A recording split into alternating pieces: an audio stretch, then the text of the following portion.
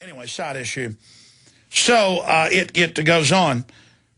The hospital issued a statement saying we have initiated an investigation to compare our standards to the community and regional hospitals. And if necessary, we will advise our reference lab to require their standards for consistency. And it goes on to say, opium comes from the poppy plant. Ingesting poppy seeds can cause levels of morphine and codeine in a person's urine. Well, a lot of times they give women morphine when they're having a painful birth. I guess they take your child for that, too. On that day, Liz gave birth. She ate a everything bagel from Dunkin' Donuts, a bagel with lots of poppy seeds. Now the local ACLU is taking on the case. The hospital issued a statement basically saying we have initiated an investigation to compare our standards to the community and regional hospitals. And if necessary, we'll advise our reference lab to critique their standards. I understand that what they're doing is to protect children, but they should have investigated more. Like I have to drive by that place every day when I go to work, and I just cry every time. So far, no lawsuit's been filed. It isn't clear if they even gave her child back. But side issue, I just wanted to let you know about that. So when a police dog jumps out of a car and runs at you, you need to get on the ground and just show your throat and say, kill me. Because that officer is worth more than you and your whole family. And I've seen all these other police cases where, I've seen the video on the news where the police dog attacks some guy at a roadside checkpoint. The dog's attacking them, blood's coming out their arm or leg. They punch the dog, assault on an officer. They charge you with assault on a god because their dog is better than you, and you're going to let it attack you. Do you understand? But don't worry, cops that are into all this, your bosses don't just let you assault us. They assault you through your drinking water every day, through your GMO food, through your mercury-filled shots. So go ahead. Don't listen to me, laugh at me, shoot your kids up. You like having somebody with a low IQ as a child. You love the system. You worship at its altar. Everything you do is about your petty power trip, so worship your gods. Now, I know a lot of cops are waking up, and that's good. Shanky in Georgia. You're on the air, Shanky. Hey, Alex. Thanks for having me on. Congratulations on the money bomb and on all your success. I really appreciate it. Well, that's going to let us go to the next level, and God bless everybody that donated. It's wonderful. It's caused a lot of hating and jealousy by other people, but talk show hosting people, but that's just what they do. They don't understand. This is the platform waking everybody up to send them to their websites and radio shows. But go ahead. I think it's great. I want to promote Prison Planet as well. It's a great resource and lots of wonderful videos and stuff you put over there. Thank you, Matt. Thank you, Shanky. The global debt, you mentioned debt earlier, and I'm just thinking along the lines of just total global default is what it's going to take. You mentioned the debt levels, and you talk about a country. Yeah, we don't owe this money, and that's what Ron Paul said last week. Default on the banker debt. The bankers used it for themselves. I'm sorry, go ahead. Yeah, they've robbed the middle class. They've basically taken all our money and pumped up the elite and kept them afloat while they're going to let everybody else starve. Well, more than kept them afloat, I've got the headline here, stocks down, but bank stocks up. So they're not just keeping afloat. They're doing really good right now. Well, you talk about stocks, and I'm deep into the stock market and follow it every day, and it's just more frustrating to see the manipulation.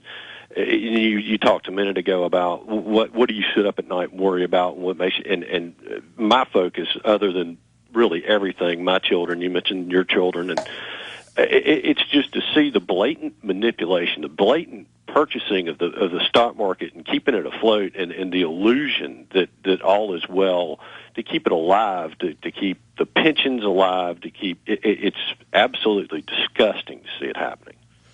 It is, and it's so obviously unbelievably criminal. Criminal isn't even the word for it. It's just open total fraud out in the open. It even came out in Congress that Goldman Sachs and others premeditated this. It's happening globally. The same 6 banks are doing it in concert, and it's either us or them. And we've got to default on this debt. People are like, well, that'll devalue the dollar. They're already devaluing it. They're already planning to, in the name of propping it up, transfer all the rest of the wealth to themselves that's left and then default it on top of it. We've got to default on it now. Got to get it now to what we've been talking about, or they've been talking about, is the false flag. What is going to be the catalyst that finally rips it from everybody's control? I think this charade can go on as long as the Fed can print money. As long as nobody's there to stop them, as long as we have nobody in power to stop this charade. And if we get too uppity, they'll blow something up and blame it on the American people. That's why we've got to keep exposing inside job terror to take that trick away from them. Just like Building 7. I mean, that's the, you know, to me, that's the one positive proof about 9/11, not the Pentagon. But there's going to be some catalyst, I believe, that's going to finally rip the stock markets from their control and finally rip all this crap that they're doing. And allow us our opening to come in. Shanky, good point. I got to jump, but that catalyst has already begun. Over 80% of Americans in major polls know the Federal Reserve's private. They want to audit it. They want to shut it down. As Zbigniew Brzezinski said, humankind is awake and staring at the elite. They are uncloaked now. That's the beginning of the end. More calls straight ahead. Jim in Texas, thanks for holding her on the air. Hey, Alex, how you doing? Pretty good, sir. Well, like usual, I have to agree with everything you say. You know, these people aren't ignorant. Economics 101, I was taught back in the 80s that trickle-down economic theory is the antithesis, or globalization is the antithesis to trickle-down economic theory. So these people know what they're doing, and they know that nothing's going to get better until we go back to being a sovereign nation, printing our own money. Oh, they say they want. They say they want a post-industrial world. Yeah, they know what they're doing. You know, every day I listen to your show, and every day I'm reminded of Brave New World and Brave New World Revisited, where Huxley, who was an insider and knew these things, said that in the end, only the abnormally normal would be able to adapt to the society they were going to create. The rest of us would turn into John the Savages and either kill ourselves or be killed by the system. And, you know, every day I feel more and more like John the Savage watching all this stuff happen.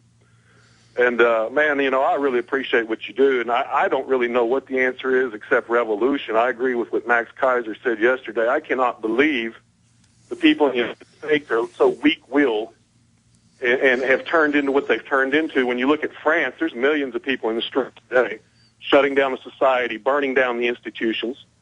And, you know, what has happened to America? How have you people allowed yourself to be so chemically and media lobotomized? I don't understand it. Well, I don't understand it, Alex. Look, I'm not criticizing the French, but at the same time, we are seeing a big awakening. We are seeing court victories. We are seeing a lot of the states move towards sovereignty and 10th Amendment. And whereas people should be in the streets, the issue is the violence allows the system to bring in more controls. And so if you actually read the IMF World Bank documents from 2002, they talk about how they do this in third world countries. They create an atmosphere that creates social unrest, and they use that as a pretext to come in with more control. So it's a very delicate balance here. And we see the system trying to demonize yours truly, claiming I'm calling for violence when I'm calling for the opposite. I mean, George Soros publications attack yours truly every day now, saying I'm calling for violence. Basically, I should be arrested. And so, again, they create the climate where a lot of people reasonably, you know, start wanting to go in that direction, but it's a setup down the road. I am never for offensive violence, but I am for getting in politicians' faces and going to every meeting and demonstrations and exposing the cops when they come out and try to hire provocateurs. I am for exercising our rights. I am for calling for criminal investigations and grand jury indictments of Federal Reserve board members, as Ron Paul has called for. But the pen is mightier than the sword. 90% of war is now info war. Pentagon says that themselves.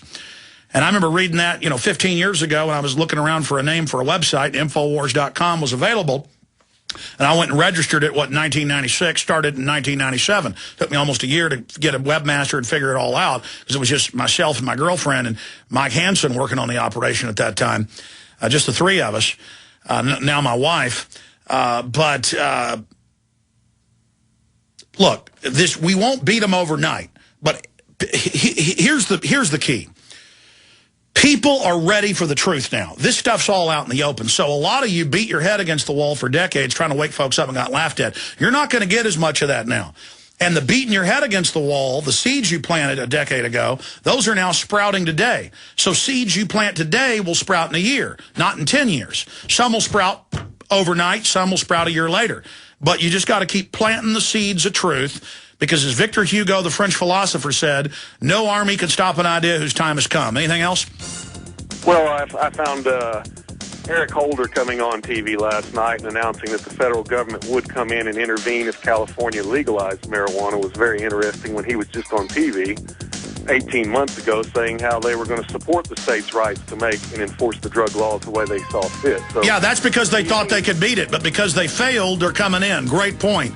Yeah, I mean, the federal government has no business regulating in-state commerce. We'll be right back.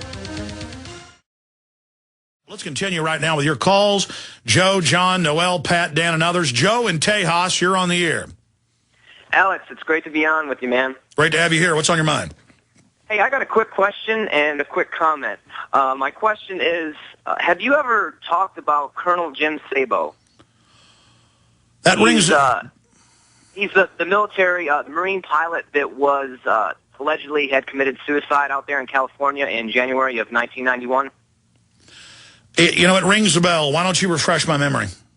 Well, he was going to blow the whistle on the CIA for running drugs right there out of that Marine Air Base. Well, I know they've killed a lot of Army and Marine Corps and Navy and Air Force investigators and whistleblowers. I've seen a lot of cases of that, but I don't remember the particulars of the case. The thing is, his brother's a doctor out of South Dakota and has been rallying, to clear his name, basically. And, it would be great if you could get him on your show if he was willing to come on and talk about that situation. Shed some light on that. Also, I'd like to comment on the Fort Hood trial. I'm here at Fort Hood, and the news story that came out yesterday or the day before about the cell phone video that disappeared, I find that to be pretty interesting, and I heard you mention it yesterday, and I'd just like to hear you and others in the media talk more about that. Joe, are you one of the guys in Army intelligence I talked to?